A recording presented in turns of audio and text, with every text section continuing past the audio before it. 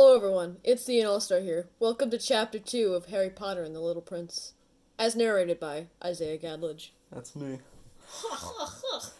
Harry Potter and the Little Prince, Chapter 2. Harry. How to Speak to Hermione. When the students arrived for lunch one day, it had already been a week since the headmaster had spoken to Harry, and he was still reeling from that first night. It's raining, Harry thought as he walked through the clearing where the last of the students, the ones who hadn't been killed yet, left to return to their dorms for the day. He felt the first of the raindrops on his face, and the thought came to him, I need to go see if any of them got wet. He was about to continue to the clearing when he saw a small figure walking down the path, a thin boy with the thin skin of a boy his age. Oh, hi there. Hey, Harry, said the boy, and Harry turned around to find Hermione standing next to him, trying to keep her cool as she watched the rain pour down upon the small boy. So, did you hear about the accident I had? She asked, looking over at the boy. No, I was just thinking about the weather again, Harry admitted, trying to be as upbeat as possible. I got my first kiss, and I got a few other injuries. Injuries?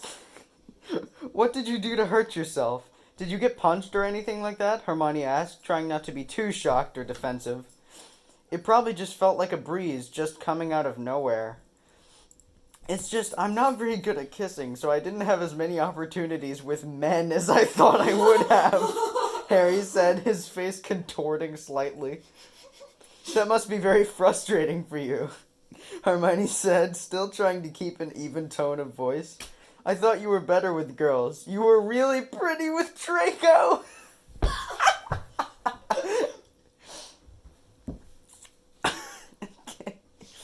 Harry blushed, trying to think of any reason why she might think that. He's so there's a fan fiction out there of Harry and Draco specifically. This is it. This. This is it. Hold on. What? Draco's a little prince. Oh, maybe. I don't know. We haven't gotten to that. Ian, don't reveal any spoilers. There may or may not be. I don't know. That's the first I'm hearing of this. That's fair. He's so handsome, but I feel like I'm going to regret that one. I'll take that as a compliment. Hermione agreed.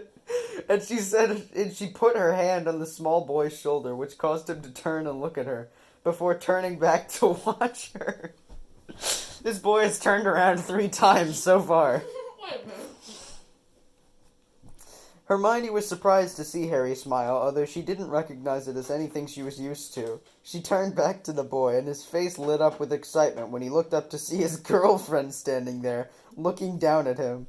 Oh, Harry, this is my new boyfriend. I hope you know him, she began sweetly. She put her hand on Harry's shoulder, and his heart stopped for a moment. As Hermione's gaze focused onto his eyes, they were so bright that he felt like he was looking into an abyss of light. Then he was happy that she was able to do that. Harry was speechless, his mouth full of what sounded like candy, his eyes wide as he stared at her. Hermione was surprised when she saw Harry blushing. She looked down at her boyfriend in confusion, then sighed and pulled his hand from between her legs. Pulled his hand from between her legs. Well, I guess you'll have to get used to him, but I really like him. He's really sweet and funny and interesting. She explained softly, her voice almost inaudible to Harry. Her small boyfriend started laughing at the idea, causing her to laugh as well. Oh, come on, Hermione. We have just begun to make our friendship something that we both love, and we both need to spend more time with. Not only that, but you're my first girlfriend, and I need you to be the best girl that I've ever met. You'll do everything in your power to make sure that I don't regret having you for over a year. He warned seriously. Harry laughed nervously.